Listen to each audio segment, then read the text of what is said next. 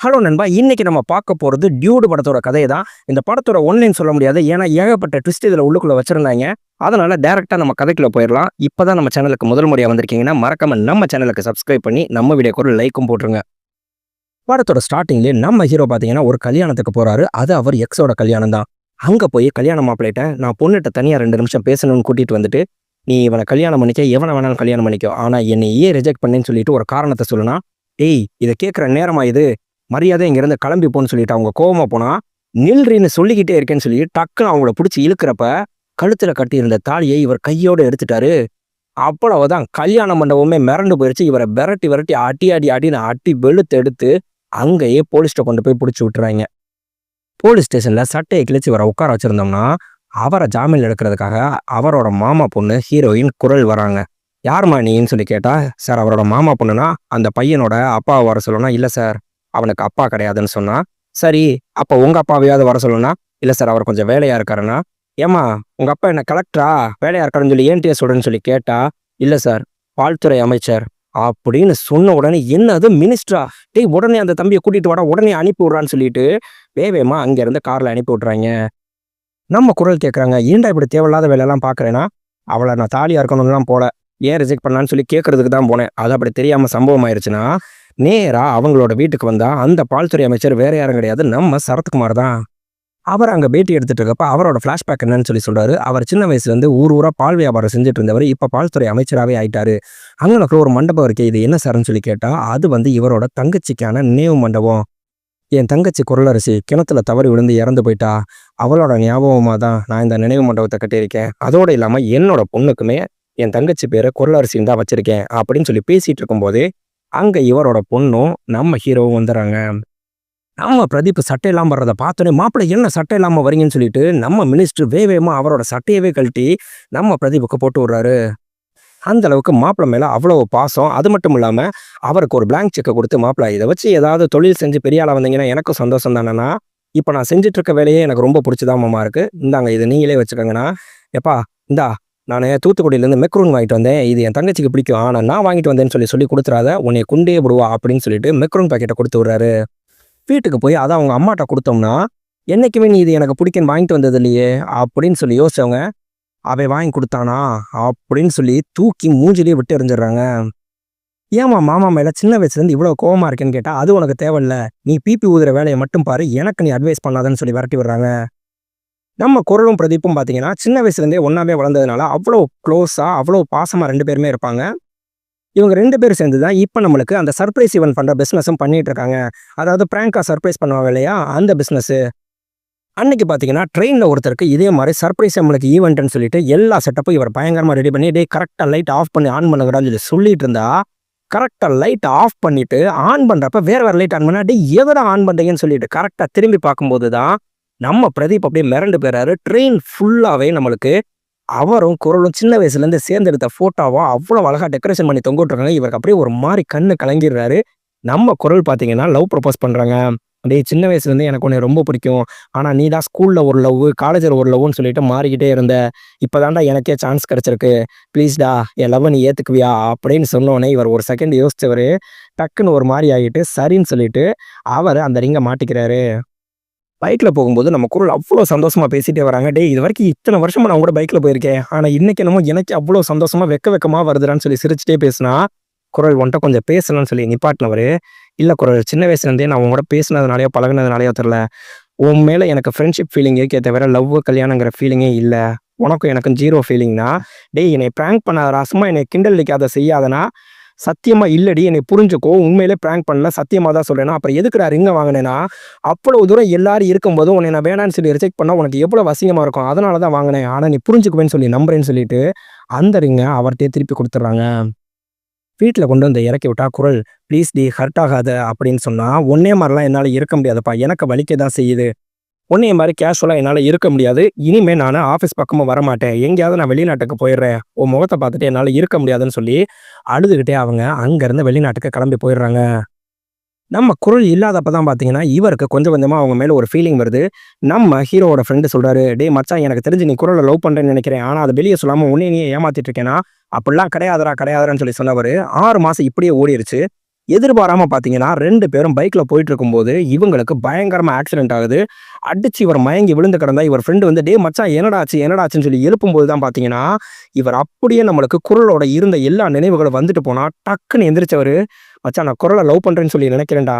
எல்லாருமே சொல்லுவாங்க, சாகப்போற கடைசி வினாடியில தான் உங்க மனசுல இருக்க எல்லா சந்தோஷமான நினைவுகளும் வரும்னு சொல்லிட்டு.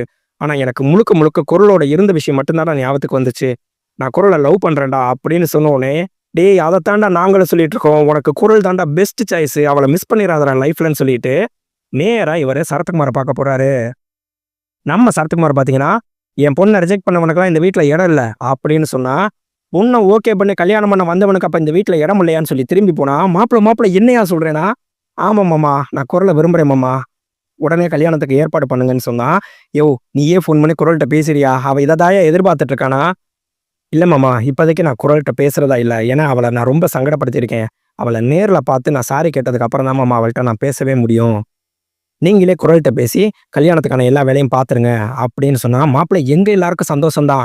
ஆனா உங்க அம்மா ஒத்துக்குவாளான்னு கேட்டா, இவர் அவங்க அம்மாவ போய், அம்மா என் வாழ்க்கை முக்கியமா? உன்னோட பகை முக்கியமா? எனக்கு குரல ரொம்ப பிடிச்சிருக்குமா? நான் அவளையே கல்யாணம் பண்ணிக்கணும்னு ஆசைப்படுறேன்னா, குரல் ரொம்ப நல்ல பொண்ணுடா. என் கோவத்த விட என் பையனோட வாழ்க்கை தான் முக்கியம்னு சொல்லிட்டு அவங்களும் கல்யாணத்துக்கு சம்மதிச்சுடுறாங்க. ஊர் ஃபுல்லா பத்திரிக்கை அடிச்சு அவ்வளோ கிராண்டா கல்யாணத்துக்கு எல்லாம் ரெடி பண்ணியிருக்காங்க. நம்ம குரல் வந்துட்டாங்கன்னு சொல்லி தெரிஞ்ச உடனே இவர் பயங்கரமா ட்ரெஸ் பண்ணிட்டு நேரா குரல்ட்ட போய் டக்குன்னு லிப் கிஸ் அடிக்க போனா, அவங்க டக்குன்னு தள்ளி விட்டுட்டு, எனக்கு இந்த கல்யாணத்துல இஷ்டம் இல்ல.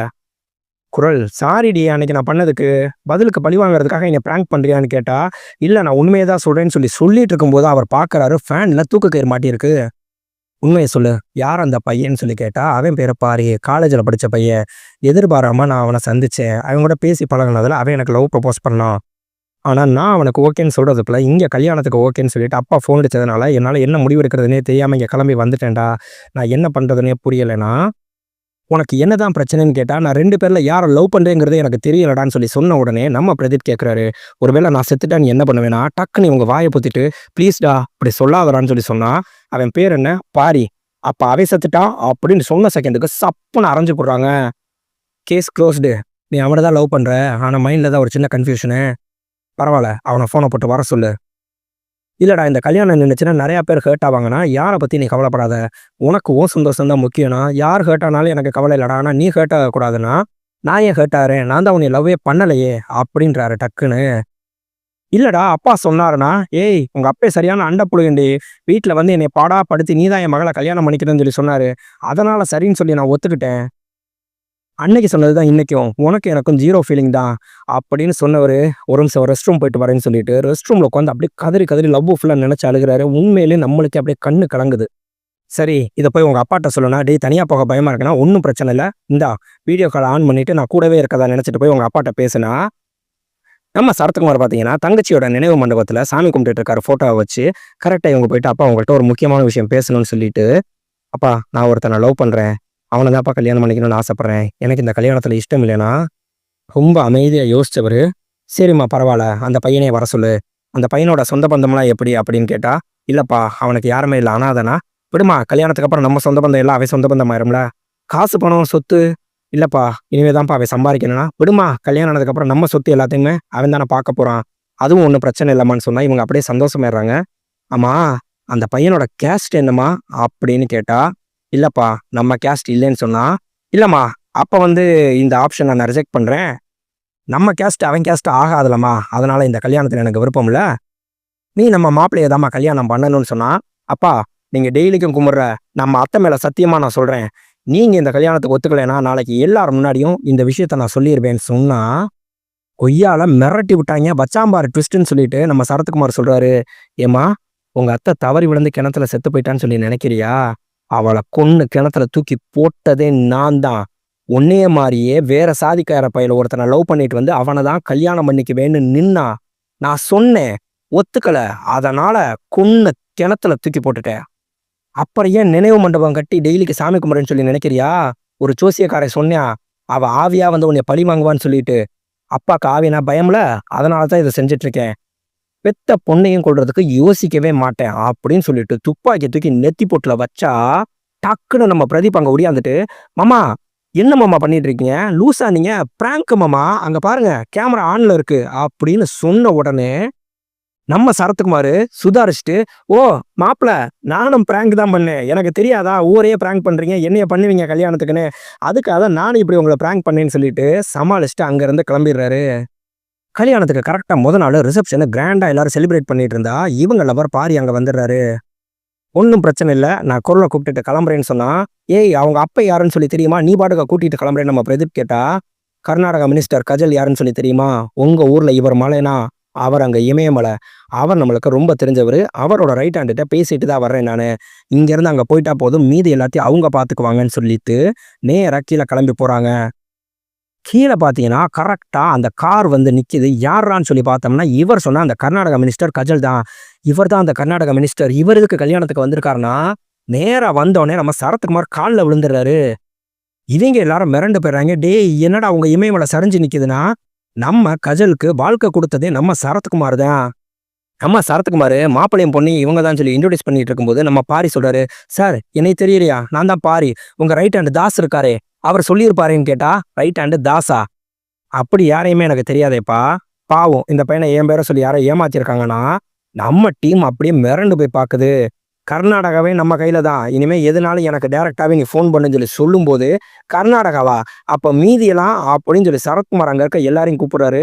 மொத்த இந்தியாவில் இருக்க அத்தனை முக்கியமான பெரிய தலைகள் இங்கே தான் இருக்கு, மொத்த இந்தியாவுமே நம்ம கையில தான் மாப்பிள்ள, நீங்க எங்கேனாலும் போன் அடிங்க நம்ம பார்த்துக்கலாம்னு சொல்லி சொன்னா இவங்க மிரண்டு போயிடுறாங்க. கண்டிப்பாக நீ இவளை கூப்பிட்டுட்டு கிளம்புனா இந்தியாக்குள்ள எங்க போனாலும் அவங்க அப்பயே உன்னை வெட்டி கொண்டே பிடிப்பான், அதுக்கு முன்னாடி நீங்க எங்கிட்டாவது ஃபாரின் போயிட்டீங்கன்னா தப்பிச்சிடலான்னு சொல்லிட்டு இமீடியட்டா தாய்லாந்துக்கு டிக்கெட் போடுறேன், அங்கதான் விசா இல்லாம நீங்க போக முடியும்னு சொல்லிட்டு வேவேமா டிக்கெட்டுக்கு ரெடி பண்ணா நம்ம பாரி கேட்கிறாரு, நண்பா பாஸ்போர்ட் இல்லாம போக முடியுமான்னு கேட்டா, என்னது பாஸ்போர்ட்டே இல்லையான்னு சொல்லி அவரை அட்டி நாட்டி வெளுத்து எடுக்கிறாரு நம்ம பிரதீப். எல்லாரும் அங்கே ரிசப்ஷனுக்கு கூப்பிட்றாங்கன்னு போய் நிற்கிறாங்க. என்னதான் பண்ணுறதுன்னு சொல்லி யோசிச்சுட்டு இருந்தா நம்ம பாரி யோசிச்சுட்டு வந்து டக்குன்னு பிரதீப்ட சொல்கிறாரு, இன்னைக்கு நைட்டுக்குள்ளே தப்பிச்சு போக வழியே கிடையாது, நாளைக்கு விடிஞ்சா கல்யாணம் நடக்கிறேன்னா எங்கள் 2 பேரையுமே கொன்றுவாங்க. ஆமாண்டா அது தெரிஞ்ச விஷயம் தானே, அதுக்கு என்ன சொல்ல வர்றேன்னு கேட்டா, நாளைக்கு கல்யாணம் நீங்கள் பண்ணிடுங்க, எனக்கு உங்கள் மேலே நம்பிக்கை இருக்குது, அதுக்கப்புறம் குரலை என் கூட சேர்த்து வச்சிருங்கன்னு சொல்லி சொன்னால் நம்ம குரலை யோசிச்சு பார்த்துட்டு இதை தவிர வேற வழி இல்லைன்னு சொல்லி ஒத்துக்கிட்டா நம்ம பிரதீப் சொல்றாரு, என்னை பார்த்தா உங்களுக்கு என்ன இழிச்சவாய மாதிரி தெரியுதா, கல்யாணம் பண்ணிட்டு என் பொண்டாட்டி உங்க கூட அனுப்பி வைக்க சொல்றியா, மரியாதை நீங்க சாவுங்க என்ன வேணாலும் பண்ணுங்க, நான் இங்க இருந்து கிளம்புறேன்னு சொல்லிட்டு நேரா அவர் அங்க இருந்து கோட்டை தூக்கி போட்டு கிளம்புனா நம்ம சரத்குமார் கேட்கிறாரு, மாப்பிள்ள எங்க போறீங்கன்னு கேட்டா, தம் அடிச்சுட்டு வந்துடுறேன் மாமா அப்படின்னு சொல்லிட்டு கிளம்பணும்னா நம்ம பாரி சொல்றாரு, குரல் கூப்பிடு குரல் அப்படின்னு கேட்டா, கண்டிப்பாக எனக்கு அவனை பத்தி தெரியும், என்னை இப்படி ஒரு பிரச்சனையில இருக்கும்போது என்னை தனியா விட்டுட்டு போக மாட்டானா, வெளியே போனவர் கண்ணு கலங்கிட்டு மறுபடியும் வந்துடுறாரு. நம்ம ஹீரோட ஃப்ரெண்டு கேட்குறாரு, மச்சான் இதெல்லாம் உனக்கு அசிங்கமா இல்லையான்னு சொன்னா, 2025 வேற கேஸ்ட்ல லவ் பண்ணா ஆணவ கொலை பண்ணுவேன்னு சொல்லி சொல்றாங்க, அவங்கள விட நான் பண்றது ஒன்று எனக்கு அசிங்கமா தெரியலடா அப்படின்னு சொல்லிட்டு கல்யாணமும் முடிச்சிடுறாரு. கல்யாணம் முடிச்சு இவங்க எல்லாரையுமே தனி வீட்டில் வச்சோம்னா நம்ம பாரிக்கு பாஸ்போர்ட் கிடச்சிருச்சு. பாஸ்போர்ட் வந்த உடனேவே இங்கே நேராக விசாக்கு அப்ளை பண்ண வந்தோம்னா, சார் ரிட்டன் டிக்கெட் எப்போனா ரிட்டனே கிடையாது அங்கேயே இருக்கணும்னா, டூரிஸ்ட் விசாவில் போகும்போது ரிட்டன் டிக்கெட் இல்லாமல் பண்ண முடியாது சார், நீங்கள் இல்லைனா ஜாப் விசா இல்லை எஜுகேஷன் விசா இந்த மாதிரி தான் எடுத்துகிட்டு போனோம்னா, ஜாப் விசா எடுக்கணும்னா என்ன ப்ரொசீஜர்னு சொல்லி கேட்குறாரு. அங்கே நம்மளுக்கு யாராவது தெரிஞ்சவங்க இருந்தால் தான் ரெடி பண்ண முடியும்னா, இவரோட எக்ஸும் அவங்க ஹஸ்பண்டும் இப்போ கனடாவில் தான் இருக்காங்க. அவங்களுக்கு ஃபோன் பண்ணி ஹெல்ப் கேட்டோம்னா அவரோட ஹஸ்பண்ட் சரி ஓகே நான் ரெடி பண்ணி தரேன், ஆனால் இப்போ அப்ளை பண்ணாலே குறைஞ்சது 4 மாதம் ஆகும், அதுக்கப்புறம் எல்லாத்தையும் நான் பார்த்துக்கிறேங்கிறாரு. எல்லாமே ஓகே ஆயிடுச்சு. 2 பேருமே விசாக்கு அப்ளை பண்ண போனோம்னா அவனுக்கு அப்ரூவ் ஆயிடுச்சு. ஆனால் நம்ம குரல் ரிஜெக்ட்னு சொல்லி வந்து நின்னா, எதுக்குடி ரிஜெக்ட் பண்ணாங்கன்னு சொல்லி கேட்டால், நீங்கள் வந்து ஃபார்ம் ஃபில் பண்ணப்போ ப்ரெக்னன்சி கேட்டால் இல்லைன்னு சொல்லி சொல்லியிருக்கீங்க, ஆனால் உங்களோட மெடிக்கல் டெஸ்ட்டில் பார்த்தீங்கன்னா நீங்கள் ப்ரெக்னென்ட் 2 மாதம்னு சொல்லி வந்திருக்குன்னா, என்னது நான் ப்ரெக்னென்ட்டா அப்படின்னு சொல்லிட்டு மிரண்டு போய் இவங்க வெளியே வந்தா, இதை கேட்டுட்டு பிரதீப் மிரண்டு போயிடாரு. என்னடி சொல்கிறேன் நீ ப்ரெக்னென்ட்டா இருக்கியானா, நான் அப்பவே சொன்னேன் இவன் தான்டா கேட்கல, இப்போ பார்த்தியா நம்ம 2 பேரும் மாட்டிக்கிட்டோம்னா, நம்ம 2 பேர் இல்லடி இப்போ நான் தான் மாட்டிக்கிட்டேன், மரியாதையை சொல்கிறேன் வா போய் அபார்ஷன் பண்ணலான்னு சொல்லி கூப்பிட்டோம்னா, டேய் ப்ளீஸ்டா முதல் தடவை வந்த குழந்தரா எனக்கு அபார்ஷன் பண்ண மனசு இல்லைனா, இவர் கண்ட மாணிக்க பிடிச்சி திட்டிட்டு ப்ராக்டிக்கலாக யோசிக்க மாட்டியா அடுத்து என்ன நடக்க போது செய்யுதுன்னு, இப்போ அபார்ஷன் பண்ணால் மட்டும்தான் உன்னால் வெளிநாடு போக முடியும், உங்கள் அப்பன்ட்டு நீ தப்பிக்க முடியும், மரியாதையாக வான்னு சொல்லிட்டு நேராக ஹாஸ்பிட்டல் கூட்டிகிட்டு போனால், நம்ம ஹீரோயினை செக் பண்ணிவிட்டு அந்த டாக்டர் சொல்கிறாங்க, இல்லை இப்போ அபார்ஷன் பண்ணிங்கன்னா அடுத்து குழந்தை பிறக்கிறதுக்கு வாய்ப்பே கிடையாதுன்னு சொன்னால், நம்ம குரல் பரவாயில்ல நீங்கள் அபார்ஷன் பண்ணுங்கன்னா, இதை கேட்ட உடனே நம்ம பிரதீப் ஒரு மாதிரி ஆகிட்டு, வேணாம் அபார்ஷன் பண்ண வேணான்னு சொன்னோம்னா, மேடம் நான் சொல்கிறேன் இது என்னோட குழந்தை அபார்ஷன் பண்ணுங்கன்னா, நீ நான் சொன்னா தானே கேட்க மாட்டேன், உங்கள் அப்பே சொன்னால் கேட்பேலன்னு சொல்லிட்டு இவர் டக்குன்னா உங்கள் அப்பாவுக்கு ஃபோன் பண்ணி சொல்லிடுறாரு, நான் குழந்தை வேணான்னு சொல்லி சொன்னது ப்ராக்டிக்கல், ஆனா இப்ப குழந்தை வேணான்னு சொன்னா அது கிரிமினல் டி. உனக்கு இனிமே குழந்தையே பிறக்காதுன்னு சொல்லி சொல்றாங்க. பரவாயில்ல, என்ன நடந்தாலும் சமாளிச்சுக்கலாம். ஊரே அவ்வளவு சந்தோஷமா நம்ம சரத்குமார் கொண்டாடுறாரு. ஒரு வழியா குழந்தையும் பிறந்துருச்சு. என் அப்பாவே வந்து பிறந்திருக்காருன்னு சொல்லிட்டு நம்ம சரத்குமார் அவ்வளவு பாசமா குழந்தைய தூக்கி வச்சு எப்ப பார்த்தாலும் கொஞ்சிக்கிட்டே இருக்காரு. ஒரு வழியா இவங்களுக்கு விசாவும் ஓகே ஆகி வந்துருச்சு. டேய், நாளைக்கு ஃப்ளைட்டு, இன்னைக்கு எல்லாருக்கும் நம்ம ட்ரீட் வைக்கணும்டான்னு சொல்லிட்டு நம்ம குரலு, பாரி எல்லாருமே சேர்ந்து பார்த்தீங்கன்னா, அங்க இருக்க எல்லாருக்கும் ட்ரீட் வச்சுட்டு இருக்காங்க. நம்ம பிரதீப் பார்த்தீங்கன்னா, அந்த குழந்தைய அவ்வளோ பாசமா கொஞ்சிட்டு இருக்காரு. நானும் ஒரு வகையில உனக்கு அப்பா மாதிரி தான்டா அப்படின்னு சொல்லிட்டு, அவரோட ஃப்ரெண்டு வந்து பார்த்துட்டு, டேய் உனக்கே இது அசிங்கமா இல்லையா? எனக்கு அவ்வளோ வேதனையா இருக்குடான்னு சொல்லிட்டு, கோவமா அங்க போய் நம்ம குரல்ட்ட பார்த்து, உனக்கெல்லாம் அசிங்கமா இல்ல? சோத்த தானே திங்கிற நீனா? ஏய் என்னடா இப்படிலாம் பேசுறன்னு சொல்லி சொன்னா, ஆமாண்டி, அவன் உன்னைய லவ் பண்ணா, அத சொல்ல வந்தான். கடைசியில அவன இளிச்சவாயனாக்கிட்ட. அடுத்து உன்னைய கல்யாணம் பண்ண வச்சு இளிச்சவாயனாக்கிட்ட. இப்ப உன் குழந்தைக்கு பேம்பர்ஸ் மாட்டி விட சொல்லி அவன இளிச்சவாயனாக்கிட்ட. நீ பேசாம நாளைக்கு கிளம்பி போயிருவாடி வெளிநாட்டுக்கு. அவனுக்கு இன்னொரு கல்யாணம் யாரடி பொண்ணு கொடுப்பா? செய்வா? அவன் வாழ்க்கையவே மொத்தமா அழிச்சிட்டல, நாசமாக்கிட்டலன்னு சொல்லிட்டு கோவமா திட்டிடுறாரு. அத கேட்ட உடனே நம்ம குரல் தாங்க முடியாம, என்னடா சொல்ற? அவன் என்னை லவ் பண்ணானா? ஆமா, அவன் உன்னை லவ் பண்ணான். அதை சொல்ல வர்றப்பதான் நீ இப்படி லவ் பண்றேன்னு சொல்லி சொல்லிட்டேன்னு சொன்னா, அவங்க அப்படியே கண்ணாடி பின்னாடி நின்று அழுகுறாங்க. கரெக்டா இந்த சைட்ல பாத்தீங்கன்னா, நம்ம பிரதீப் அந்த குழந்தைய வச்சு கொஞ்சிட்டு இருக்கதை பார்த்தோன்னே இவங்க தாங்க முடியாம அழுகுறாங்க. உண்மையிலே வேற லெவல்ல இருந்துச்சு அந்த சீன் நடிப்பு.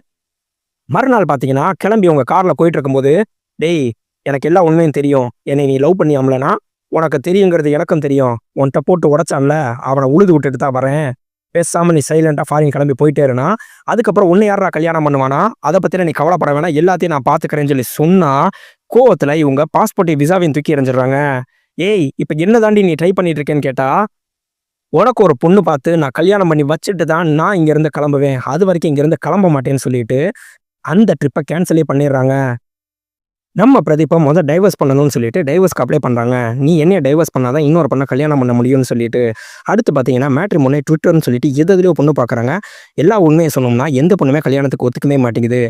கடைசியில ஒரு பொண்ண கூட்டிட்டு வந்து உட்கார வச்சா, "ஏய், என்ன இவள கூட்டிட்டு வந்து உட்கார வச்சிருக்கேன்னா, அது வேற யாரும் கிடையாது. நம்ம பிரதீப்போட ஈவென்ட்லயே வேலை பார்க்குற இன்னொரு பொண்ணு தான். ஏய், இவள்ட்ட பேசி பாரு. புடிச்சா ஓகே. இல்லன்னா வேற பொண்ண பார்ப்போம்னு" சொல்லிட்டு தனியா கிளம்பி போனோம்னா, அந்த பொண்ணு கேட்குறாங்க, "என்ன பிளான் ஓகேவா?" அப்படின்னு சொன்னா, அந்த பொண்ண ரெடி பண்ணதே நம்ம பிரதீப் தான். ஏன்னா, எப்படியும் பிரதீப்‌க்கு கல்யாணம் பண்ணி வச்சுட்டு தான் ஒரு பொண்ண ரெடி பண்ணிட்டு தான் இவங்க கிளம்புவேன்னு சொல்லி சொன்னதுனால, இவரே ரெடி பண்ணி இந்த பொண்ணுட்ட பேச சொல்லியிருப்பாரு. அதே மாரி இவரு ஓகேன்னு சொல்லி சொன்னோனே, அவ்வளவுதான், அவ்வளோ சந்தோஷமாயிட்டு, சரி இனி நான் நிம்மதியா கிளம்ப வேண்டான்னு சொல்லிட்டு, நம்ம குரலும் பாரியும் பார்த்தீங்கன்னா, ஃபாரின் கிளம்புறதுக்கு எல்லாமே ரெடி பண்ணிட்டு இருக்காங்க. ஆனா, அதுக்குள்ள பார்த்தீங்கன்னா, மறுபடியும் ஒரு ட்விஸ்ட்டு. நம்ம சரத்குமாருக்கு இவங்க டைவர்ஸ் அப்ளை பண்ணியிருக்கிறது தெரிய வந்துருச்சு. அந்த வக்கீல் கொண்டு வந்து குடுத்தோம்னா, இந்த டைவர்ஸ் அப்ளை பண்ணது யாருன்னு கேட்டா, உங்க பொண்ணு தான் பண்ணியிருக்காங்கன்னு சொல்லி சொன்ன உடனே, நம்ம சரத்குமார் குரலுக்கு ஃபோன் அடிக்கிறாரு. "அம்மா, உன்னையும் எங்க அப்பனையும் பார்க்கணும் போல இருக்கு. பிள்ளைய தூக்கிட்டு கொஞ்சம் வரியான்னு" சொன்னோம்னா, ஃபாரினுக்கு கிளம்ப போனவங்க, "டேய், இனிமே நானும் அப்பாவ பார்க்க முடியாதுன்னு நினைக்கிறேன். ஒரு எட்டு போய் பார்த்துட்டு வந்துடுறேன்டான்னு" சொல்லிட்டு, இவங்க நேரா கிளம்பி சரத்குமார பார்க்க வந்தா, அவரு கழுத்த புடிச்சுட்டு, "மரியாதை உண்மைய சொல்லு. என்னையவே ஏமாத்த பார்க்குறீங்களா? என்ன நடந்துட்டு இருக்கு? எதுக்கு நீ டைவர்ஸ்க்கு அப்ளை பண்ணியிருக்கன்னு" சொல்லி கேட்டோம்னா, அங்க டக்குன்னு நம்ம பிரதீப் வந்துடுறாரு. "மாமா, அவ டைவர்ஸ்க்கு அப்ளை பண்ணல. நான் தான் அப்ளை பண்ண சொன்னேன்னு" சொல்லி சொன்னா, சரத்குமாரோட பிஏ வந்து சொல்றாரு, "சார், ஒரு வாரமா இவன் மேட்ரிமோனில வேற ஒரு இடத்துல பொண்ணு தேடிட்டு இருக்கான். இப்பதான் அந்த டீட்டெயில் எல்லாமே கிடைச்சிச்சுன்னா, ஏன் மாப்பிள இப்படி பண்றீங்கன்னு" கேட்டா, "எனக்கு உங்க பொண்ணு போர் அடிச்சிருச்சு. எங்க இங்க இருக்கவன் பூரா சத்தியம் பண்ணி சொல்லுங்க. உங்க பொண்டாட்டிய தவிர வேற எந்த பொண்ணையும் தொட்டதே இல்லைன்னு" சொல்லி சொன்னா, டக்குன்னு நம்ம சரத்குமார் கோவப்பட்டு அடி அடின்னு அடிச்சு வெளுத்து எடுக்குறாரு. நம்ம குரல் டக்குன்னு உண்மைய சொல்ல வந்தா, பிரதீப் டக்குன்னு கழுத்த பிடிச்சு நெரிச்சு அடிக்கிற மாரி போயிட்டு, "உண்மை தெரிஞ்சுச்சுன்னா இந்த செகண்டே பிள்ளைய கொன்னு போட்டுருவான். வாய மூடிட்டு பேசாம இருன்னு" சொல்லி சொன்னா, அழுதுகிட்டு அவங்களும் பேசாம இருக்காங்க. இங்க அவங்க அம்மாவும் வந்துடுறாங்க. பிரதீப்போட அம்மா வந்து, "எதுக்குடா என் பிள்ளைய அடிக்கிறேன்னா, உன் பிள்ளைக்கு என் பொண்ணு போர் அடிச்சிருச்சாம். வேற ஒரு பொண்ண தேடி போயிட்டு இருக்கானா. என் பிள்ளை அப்படி கிடையாதுன்னு" சொன்னா, நம்ம பிரதீப் சொல்றாரு, "இல்லம்மா, நான் அப்படிதான். நான் வேற ஒரு பொண்ணு பார்த்தது உண்மைதான்னு" சொன்னா, இங்கேயே என் பையனை கொன்னு போட்டுருன்னு சொல்லிட்டு கோவமா அங்கிருந்து கிளம்பி போயிட்டாங்க. நம்ம சரத்குமார் சொல்றாரு, "அம்மா, நீ ஒண்ணும் கவலைப்படாத. அவன் என்ன டைவர்ஸ் பண்ணாதான் இன்னொரு கல்யாணம் நீ பண்ண முடியுமா என்ன? அவன் செத்து போயிட்டாலும் நீ பண்ண முடியும்ல. கவலைப்படாத. அவன கொல்றதுக்கு ஆள் அனுப்பிட்டேன்.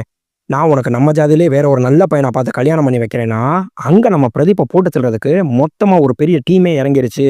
ஆனா, அத தாங்க முடியாம இங்க குரல் எல்லா உண்மையும் சொல்லிடுறாங்க. "இல்ல, அவனுக்கு இதுக்கு எந்த சம்மந்தமே கிடையாது. எல்லா தப்பையும் பண்ணது நான் தான். இந்த குழந்தையும் பாரியோடது தான். நான் பாரிய தான் லவ் பண்றேன்னு" சொல்லி சொன்னா, இவர் இங்க போட்டு அடி அடின்னு அடி வெளுத்தெடுத்துட்டு, அங்க ஃபோன் பண்ணி சொல்றாரு, "டேய், கொல்ல வேண்டியது அவன கிடையாது. பாரியடா, பாரிய போட்டு தள்ளுங்கடான்னு" சொல்லிட்டு சொல்லிடுறாரு. அதே சமயம், "இங்க உன்னைய கொல்லலாம்னு சொல்லி நினைச்சேன். ஆனா உன்னைய கொல்ல முடியாது. ஏன்னா, என் குலத்துக்குன்னு ஒரு வாரிசு வேணும். கொல்ல வேண்டியது இந்த குழந்தைய தான் சொல்லிட்டு அந்த குழந்தைய கொல்றதுக்காக தூக்கிட்டு அங்கேருந்து கிளம்பிடுறாரு. இங்கே பிரதீப்மே பார்த்தீங்கன்னா எல்லாரையும் அடிச்சு போட்டுட்டு அந்த குழந்தை எங்கே இருக்குன்னு சொல்லி தேடிட்டு வந்தோம்னா துப்பாக்கி எடுத்துட்டு அந்த குழந்தைய சுட போனவர் இவர் ஏற்கனவே ஹார்ட் பேஷண்ட்டு. கரெக்டாக அங்கே இருக்க பிளாட் ஜாமான் பிபியை 2 தடவை எதிர்பாராமல் மிதிச்சதுல இவருக்கு ஹார்ட் அட்டாக் வந்து அங்கேயே மிரண்டு விழுந்துடுறாரு. கூட்டிட்டு போய் ஹாஸ்பிட்டலில் அட்மிட் பண்ணோம்னா அங்கே டாக்டர் சொல்றாரு, நீங்கள் பொழைச்சதுக்கு காரணமே உங்கள் பேரன்தான். அந்த பையனுக்கு என்ன தெரிஞ்சிச்சோ செஞ்சிச்சோ தெரியல, நீங்கள் மயங்கி விழுந்தோடனே அங்கேருந்து அழுதுகிட்டே போய் நடு ரோட்டில் போய் உட்காந்துருக்கு. ஜஸ்ட் மிஸ்ஸில் கார் அங்கே பிரேக் அடிச்சவங்க என்ன குழந்தை ரோட்டில் இருக்குன்னு சொல்லி தூக்குனா அப்போதான் இவர் மயங்கி கிடந்ததை பார்த்துட்டு இவரையும் தூக்கிட்டு வந்து காப்பாற்றிடுறாங்க. அதை கேட்ட உடனே இவர் அப்படியே கதறி கதறி அழுகிறாரு. சரி, ஒன்றும் பிரச்சனை இல்லை, இதுக்கு மேலே சரியாயிருச்சுன்னு சொல்லி கிளம்ப போனோம்னா நம்ம பிரதீப் பார்க்குறாரு இவர் அழுகிறத. பார்த்த உடனேவே இவர்கிட்ட வந்து கேட்குறாரு, என்ன மாமா, இந்த குழந்தை தான் உன் உயிரை காப்பாற்றிருக்கே, அதை நினச்சி அழுகிறியான்னு கேட்டா, யோ ஏயா இப்படி பண்ண, தாலிக்கு மரியாதை கிடையாதுண்ணா. தாலிக்கு மரியாதை கிடையாது மாமா, தாலிக்கு பின்னாடி இருக்க பொண்ணோட மனசுக்கு தான் மரியாதை. அவ ஏன் அப்படி பண்ணா, நீ கொலை பண்ணிடுவேங்கிற பயத்தில் தான் பண்ணா, இவ்வளவுக்கும் காரணம் நீ தான். இல்லை மாப்பிள்ள, எனக்கு கொஞ்சம் டைம் வேணும்னா, எப்போ நீ மனசு விட்டு அழுதியோ அப்பயே நீ திருந்திட்ட. பேசாம உன் தங்கச்சியை கொலை பண்ண கேஸுக்கு நீ போய் ஜெயிலில் சரண்டர் ஆயிரு, அதுதான் நீ செஞ்ச தப்புக்கான தண்டனை அப்படின்னு சொல்லிட்டு உள்ளே போங்கன்னு சொல்லிட்டு இங்கே பாரியையும் குரலையும் உள்ளே அனுப்பி வைக்கிறாரு. நம்ம சரத்குமாரும் மன்னிச்சு அவங்க 2 பேரையும் ஏற்றுக்கிட்டோம்னா மாப்பிள்ள அப்படின்னு சொல்லி கூப்பிட்டோன்னே இவர் டக்குன்னு போனோம்னா, ஏய் உன்னை யாரையா கூப்பிட்டா, நீ பாரி தானே என் மாப்பிள்ள அப்படின்னு சொல்லி பேசினா இவர் அப்படியே கண்ணு கலங்கிட்டு நேராக அவங்க அம்மா மடியில் படிச்சு உட்காந்து அழுதுட்டு இருக்காரு. அவங்க அம்மா கேட்குறாங்க, ஏன்ட்டையாவது உண்மையை சொல்லியிருக்கலாம்லடா அப்படின்னு கேட்டா, இல்லைம்மா விடுமா, அதான் இப்போ எல்லாமே சரியாயிருச்சுலனா டக்குன்னு அவங்க ஒரு ஃபோட்டோ எடுத்து காட்டுறாங்க. டேய், இது நீயும் இந்த ஈவெண்ட்டை வேலை பார்க்குறாளே அந்த பொண்ணு எடுத்த ஃபோட்டோ. அவள் வந்து நீ கல்யாணம் பண்ணிக்கிறேன்னு சொல்லி கேட்குறானா, எம்மா அவளை பிடிக்கலன்னுலாம் சொல்லலாமா, ஆனால் இதுக்கு மேலே கல்யாணம் இதெல்லாம் வேணாமா அப்படின்னு சொன்னா எல்லாருக்கும் கேட்டுச்சா. ரெடி 1 2 3ன்னு சொல்லிட்டு அவங்க அம்மா காதுலேருந்து ஹெட்ஃபோன் எடுத்தா, எம்மா என்ன எனக்கே சர்ப்ரைஸா, எனக்கே பிராங்கானா, மொத்த டீமும் அங்கே வந்து அப்படியே உட்காந்துருக்கு. பாரி குரல் எல்லாருமே வந்து உட்காந்துருந்தா. அந்த ஈவெண்ட்டில் வேலை பார்த்த பொண்ணும் அதே ஸ்டைலில் மோதிரத்தை கொடுத்துட்டு என்னைய கல்யாணம் பண்ணிக்கிறியா அப்படின்னு சொல்லி கேட்டா, ஏய் என்ன மறுபடியும் முதல்ல இருந்தான்னு கேட்டா, ப்ளீஸ்டா என்னை கல்யாணம் பண்ணிக்கிறான்னு சொல்லிட்டு அப்படியே கட்டி பிடிச்சிடுறாங்க. நண்பா, இந்த படம் நம்மளுக்கு இனிதே முடிவடையுது. நண்பா, இந்த வீடியோ உங்களுக்கு பிடிச்சிருந்துச்சுன்னா மறக்காம நம்ம சேனலுக்கு சப்ஸ்கிரைப் பண்ணி நம்ம வீடியோக்கு ஒரு லைக்கும் போட்டுருங்க. மறுபடியும் அடுத்த ஒரு நல்ல வீடியோவில் உங்களை நான் சந்திக்கிறேன். பை பட்டோஸ்.